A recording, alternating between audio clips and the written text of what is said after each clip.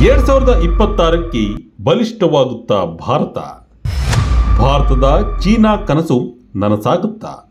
ಏನಿದು India dream? Vijaya Karnataka web ವೀಕ್ಷಕರಿಗೆ ನಮಸ್ಕಾರ.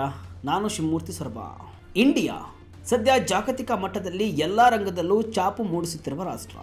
ಭಾರತ ಈಗ ಕೇವಲ ಒಂದು ಮಾರುಕಟ್ಟೆಯಾಗಿ ಉಳಿದಿಲ್ಲ, ಬದಲಾಗಿ ಜಗತ್ತಿನ ಫ್ಯಾಕ್ಟರಿ ಆಗುವತ್ತ ದಾಪುಗಾಲು ಹಾಕ್ತಾ ಇದೆ. 2026ಕ್ಕೆ ಭಾರತ ಒಂದು ದೊಡ್ಡ ಕನಸನ್ನು ಕಾಣ್ತಾ ಇದೆ. ಆ ಕನಸು ನನಸಾಗುತ್ತಾ ಅನ್ನೋದೇ ಸದ್ಯದ ಕುತೂಹಲ. ಹೌದು, ಕಳೆದ 5 ವರ್ಷಗಳಲ್ಲಿ ಭಾರತದ ಉತ್ಪಾದನಾ ವಲಯದಲ್ಲಿ ಆದ ಬದಲಾವಣೆಗಳು ಅಚ್ಚರಿಯನ್ನು ಮೂಡಿಸುವಂತಿವೆ. ಒಂದು ಕಾಲದಲ್ಲಿ ನಾವು ಪ್ರತಿಯೊಂದಕ್ಕೂ ಚೀನಾವನ್ನು ಅವಲಂಬಿಸಿದೆವು, ಆದರೆ ಈಗ ಕಾಲ ಬದಲಾಗ್ತಾ ಇದೆ. ಮೇಕ್ ಇನ್ ಇಂಡಿಯಾ ಅಡಿಯಲ್ಲಿ ಹಲವಾರು ಉತ್ಪನ್ನಗಳು ನಮ್ಮ ದೇಶದಲ್ಲೇ ಉತ್ಪಾದನೆ ಆಗ್ತಾ ಇವೆ. ಈಗ ಭಾರತ 2026ಕ್ಕೆ ಚೀನಾದಂತೆ ನಾವು ಕೂಡ ಆಗಬೇಕು ಅನ್ನೋ ಕನಸನ್ನು ಹೊತ್ತಿದೆ.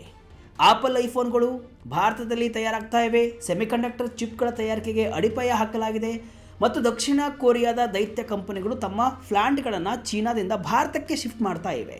ಹಾಗಾದರೆ 2026ನೇ ಇಸವಿ ಭಾರತದ ಪಾಲಿಗೆ ಒಂದು ಐತಿಹಾಸಿಕ ಮೈಲುಗಲ್ಲು ಆಗುತ್ತಾ? ಚೀನಾ ಕಂಡಂತಹ ಆರ್ಥಿಕ ಕ್ರಾಂತಿ ಭಾರತದಲ್ಲೂ ಸಂಭವಿಸುತ್ತಾ? ಈ ನಿಟ್ಟಿನಲ್ಲಿ ಭಾರತ ತನ್ನ ಕನಸನ್ನು ನನಸು ಮಾಡಿಕೊಳ್ಳಲು ಏನೆಲ್ಲ ಹೆಜ್ಜೆ ಇಟ್ಟಿದೆ, ಏನೆಲ್ಲ ತಯಾರಿಯನ್ನು ಮಾಡಿಕೊಂಡಿದೆ, ಡೀಟೇಲ್ ಆಗಿ ನೋಡ್ಕೊಂಡು ಬರೋಣ.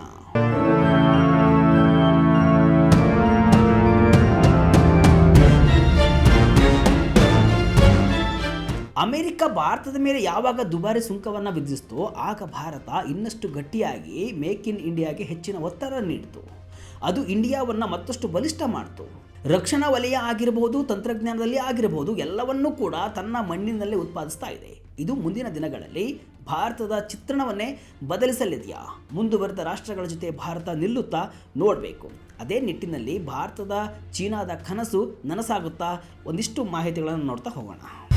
ಐಫೋನ್ ಮತ್ತು ಎಲೆಕ್ಟ್ರಾನಿಕ್ಸ್ ಕ್ರಾಂತಿ.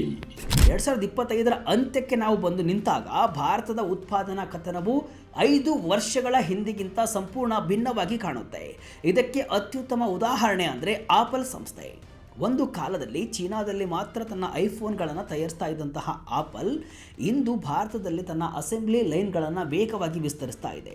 2025ರ ವೇಳೆಗೆ ಭಾರತವು ಕೇವಲ ಒಂದು ಸಣ್ಣ ಉತ್ಪಾದನಾ ಕೇಂದ್ರವಾಗಿ ಉಳಿಯದೆ ಆಪಲ್ನ ಜಾಗತಿಕ ಉತ್ಪಾದನೆಯ ಪ್ರಮುಖ ದ್ವಿತೀಯ ನೆಲೆಯಾಗಿ ಹೊರಹೊಮ್ಮಿದೆ. ಇದು ಕೇವಲ ಒಂದು ಕಂಪನಿಯ ಕಥೆಯಲ್ಲ. ಆಪಲ್ನಂತಹ ದೈತ್ಯ ಕಂಪನಿ ಭಾರತಕ್ಕೆ ಬಂದಾಗ ಅದು ಜಗತ್ತಿನಾದ್ಯಂತ ಇರುವಂತಹ ಇತರ ಪೂರೈಕೆದಾರರಿಗೆ ಒಂದು ಬಲವಾದ ಸಂದೇಶವನ್ನು ರವಾನಿಸ್ತಾ ಇದೆ.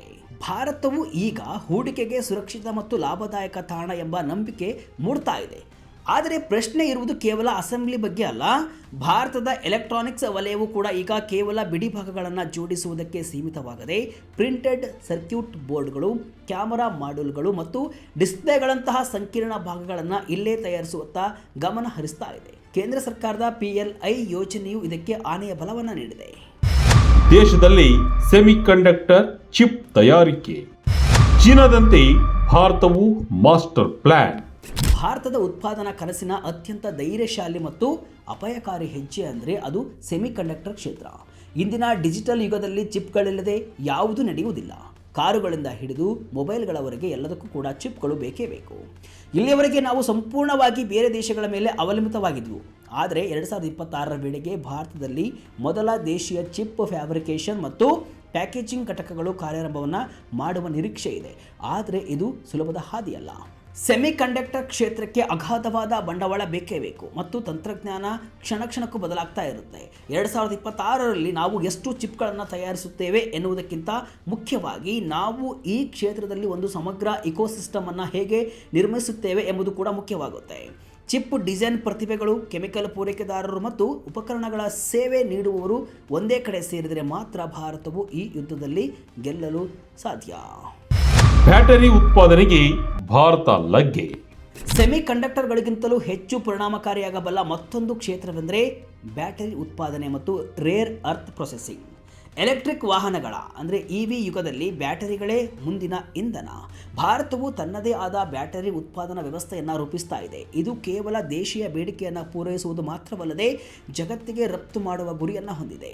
ಇನ್ನು ರೇರ್ ಅರ್ತ್ ಅಥವಾ ಅಪರೂಪದ ಭೂಮೂಲಗಳ ವಿಷಯಕ್ಕೆ ಬಂದರೆ ಪ್ರಸ್ತುತ ಚೀನಾ ಈ ಕ್ಷೇತ್ರದಲ್ಲಿ ಏಕಸ್ವಾಮ್ಯ ಹೊಂದಿದೆ. ಆದರೆ ಭಾರತವು ಈಗ ಈ ಖನಿಜಗಳ ಸಂಸ್ಕರಣೆಯತ್ತ ಗಮನವನ್ನು ಹರಿಸ್ತಾ ಇರುವುದು ವ್ಯೂಹಾತ್ಮಕವಾಗಿ ಬಹಳ ಮುಖ್ಯ. ಇದು ಭಾರತವನ್ನು ಜಾಗತಿಕ ಪೂರೈಕೆ ಸರಪಳಿಯಲ್ಲಿ ಅತ್ಯಂತ ಶಕ್ತಿಶಾಲಿ ರಾಷ್ಟ್ರವನ್ನಾಗಿ ಮಾಡಲಿದೆ. ಭಾರತದಲ್ಲಿ ಹೊಸ ಕೈಗಾರಿಕಾ ಕೇಂದ್ರ. ಭಾರತದ ಉತ್ಪಾದನಾ ವಲಯಕ್ಕೆ ದಕ್ಷಿಣ ಕೊರಿಯಾದ ಕಂಪನಿಗಳು ದೊಡ್ಡ ಮಟ್ಟದ ಬೆಂಬಲವನ್ನು ನೀಡುತ್ತಿವೆ. ಅದರಲ್ಲೂ LG ಅಂತಹ ದೈತ್ಯ ಸಂಸ್ಥೆಗಳು ತಮ್ಮ ಉತ್ಪಾದನಾ ನೆಲೆಗಳನ್ನು ಚೀನಾ ಮತ್ತು ವಿಯೆಟ್ನಾಂನಿಂದ ಭಾರತಕ್ಕೆ ಸ್ಥಳಾಂತರಿಸಲು ಮುಂದಾಗಿವೆ. ವಿಶೇಷವೇನೆಂದರೆ ಇವು ಕೇವಲ ಟಿವಿ ಅಥವಾ ಫ್ರಿಡ್ಜ್ ತಯಾರಿಸುವ ಘಟಕಗಳೆಲ್ಲ, ಬದಲಾಗಿ ಫ್ಯಾಕ್ಟರಿಗಳನ್ನು ಸ್ಥಾಪಿಸಲು ಬೇಕಾಗುವ ಕ್ಯಾಪಿಟಲ್ ಗುಡ್ಸ್ ಅಥವಾ ಯಂತ್ರೋಪಕರಣಗಳನ್ನು ಭಾರತದಲ್ಲೇ ತಯಾರಿಸಲು LG ಯೋಜಿಸ್ತಾ ಇದೆ. ಇದು ಭಾರತವು ಕೈಗಾರಿಕಾ ಕ್ಷೇತ್ರದಲ್ಲಿ ಎಷ್ಟು ಪ್ರಬುದ್ಧವಾಗ್ತಾ ಇದೆ ಎಂಬುದಕ್ಕೆ ಸಾಕ್ಷಿ. ಫೋರ್ಡ್ ಸಂಸ್ಥೆಯು ತನ್ನ ಇಂಜಿನ್ ಪ್ಲಾಂಟ್ ಅನ್ನು ಭಾರತದಲ್ಲಿ ಪುನರ್ ಆರಂಭಿಸ್ತಾ ಇರುವುದು ಈ ಲಿಸ್ಟ್ಗೆ ಸೇರ್ಪಡೆಯಾಗಿದೆ. ವಿದೇಶಿ ವ್ಯಾಪಾರ ಒಪ್ಪಂದಗಳು ಭಾರತಕ್ಕೆ ಬೂಸ್ಟ್. ಭಾರತದ ಉತ್ಪಾದನಾ ಕ್ರಾಂತಿಗೆ ವಿದೇಶಿ ವ್ಯಾಪಾರ ಒಪ್ಪಂದಗಳು ಇಂಧನದಂತೆ ಕೆಲಸವನ್ನು ಮಾಡ್ತಾ ಇವೆ. 2026ರ ವೇಳೆಗೆ ಭಾರತವು ಹಲವು ಪ್ರಮುಖ ರಾಷ್ಟ್ರಗಳೊಂದಿಗೆ ಮುಕ್ತ ವ್ಯಾಪಾರ ಒಪ್ಪಂದಗಳನ್ನು ಮಾಡಿಕೊಂಡಿರಲಿದೆ. ವಿಶೇಷವಾಗಿ ಭಾರತದ ಅತಿದೊಡ್ಡ ವ್ಯಾಪಾರ ಪಾಲುದಾರನಾದ ಅಮೆರಿಕದೊಂದಿಗೆ ಒಂದು ಬೃಹತ್ ವ್ಯಾಪಾರ ಒಪ್ಪಂದವು ಅಂತಿಮ ಹಂತದಲ್ಲಿದೆ.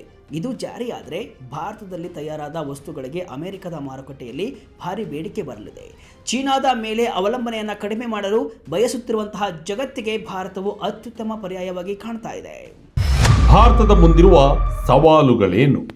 ಇಷ್ಟೆಲ್ಲ ಸಕಾರಾತ್ಮಕ ಅಂಶಗಳಿದ್ರೂ ಕೂಡ ಭಾರತದ ಮುಂದಿರುವ ಸವಾಲುಗಳು ಸಣ್ಣದಲ್ಲ, ಬೆಟ್ಟದಷ್ಟಿದೆ. ಚೀನಾದ ಬೆಳವಣಿಗೆಯ ಹಿಂದೆ ಲಕ್ಷಾಂತರ ನುರಿತ ಕಾರ್ಮಿಕರ ಪಡೆ ಇತ್ತು. ಆದರೆ ಭಾರತದಲ್ಲಿ ನುರಿತ ಕಾರ್ಮಿಕರ ಪಡೆ ಇದೆಯಾ ಅನ್ನೋದು ಯಕ್ಷ ಪ್ರಶ್ನೆ. ಯುವ ಜನತೆ ಹೆಚ್ಚಿದ್ರೂ ಕೂಡ ಕೈಗಾರಿಕೆಗಳಿಗೆ ಬೇಕಾದ ತಾಂತ್ರಿಕ ಜ್ಞಾನ ಇರಬೇಕಾಗುತ್ತೆ. ಜೊತೆಗೆ ಇಂದಿನ ಜಗತ್ತಿನಲ್ಲಿ ಆಟೋಮೇಷನ್ ಹೆಚ್ಚಾಗಿರುವುದರಿಂದ ಹಿಂದಿನ ಕಾಲದಂತೆ ಕೇವಲ ಕೈ ಕೆಲಸದಿಂದ ಹೆಚ್ಚಿನ ಉದ್ಯೋಗ ಸೃಷ್ಟಿಸುವುದು ಕಷ್ಟ. ಇದಕ್ಕಾಗಿಯೇ ಕೇಂದ್ರ ಸರ್ಕಾರವು ಅಪ್ರೆಂಟಿಸ್ಶಿಪ್ ಯೋಜನೆಗಳನ್ನು ಮತ್ತು ಹೊಸ ಕಾರ್ಮಿಕ ಕಾಯ್ದೆಗಳನ್ನು ಜಾರಿಗೆ ತರ್ತಾ ಇದೆ. 2026ರಲ್ಲಿ ಈ ಯೋಜನೆಗಳು ಎಷ್ಟು ಯಶಸ್ವಿಯಾಗುತ್ತವೆ ಎಂಬುದು ಕೂಡ ಭಾರತದ ಭವಿಷ್ಯವನ್ನು ನಿರ್ಧರಿಸಲಿದೆ. 2026ಕ್ಕೆ ಈಡೇರುತ್ತಾ ಭಾರತದ ಕನಸು. ಕೊನೆಯದಾಗಿ ಹೇಳಬೇಕಂದ್ರೆ ಭಾರತವು 2026ರಲ್ಲಿ ರಾತ್ರೋರಾತ್ರಿ ಚೀನಾವನ್ನು ಮೀರಿಸಲು ಸಾಧ್ಯವಿಲ್ಲ. ಚೀನಾ ದಶಕಗಳ ಕಾಲ ನಡೆಸಿದ ಹೋರಾಟದ ಫಲವನ್ನು ನಾವು ಕೆಲವೇ ವರ್ಷಗಳಲ್ಲಿ ನಿರೀಕ್ಷಿಸುವುದು ಸರಿಯಲ್ಲ. ಅದಕ್ಕೆ ತಪಸ್ಸೆ ಮಾಡಬೇಕಾಗುತ್ತೆ. ಆದರೆ ಆಗುವ ಕನಸು ಮತ ಭಾರತಕ್ಕೆ ಇದೆ. ಭಾರತವು ತನ್ನದೇ ಆದ ಒಂದು ಹೊಸ ಹಾದಿಯನ್ನು ಸೃಷ್ಟಿಸಿಕೊಳ್ತಾ ಇದೆ. ಇದು ಚೀನಾದಂತೆ ವೇಗವಾಗಿ ಇಲ್ಲದಿದ್ರೂ ಕೂಡ ಹೆಚ್ಚು ಸ್ಥಿರವಾಗಿ ಮತ್ತು ದೀರ್ಘಕಾಲ ಬಾಳಿಕೆ ಬರುವಂತೆ ಕಾಣ್ತಾ ಇದೆ. ಎಲೆಕ್ಟ್ರಾನಿಕ್ಸ್, ಚಿಪ್ಸ್, ಬ್ಯಾಟರಿಗಳು ಮತ್ತು ರೇರ್ ಅರ್ತ್ ಇವೆಲ್ಲವೂ ಕೂಡ ಒಟ್ಟಾಗಿ 2026ರಲ್ಲಿ ಭಾರತವನ್ನು ಒಂದು ಬಲಿಷ್ಠ ಉತ್ಪಾದನಾ ಶಕ್ತಿಯನ್ನಾಗಿ ಮಾಡಲಿವೆಯಾ? ಕಾದು ನೋಡಬೇಕು.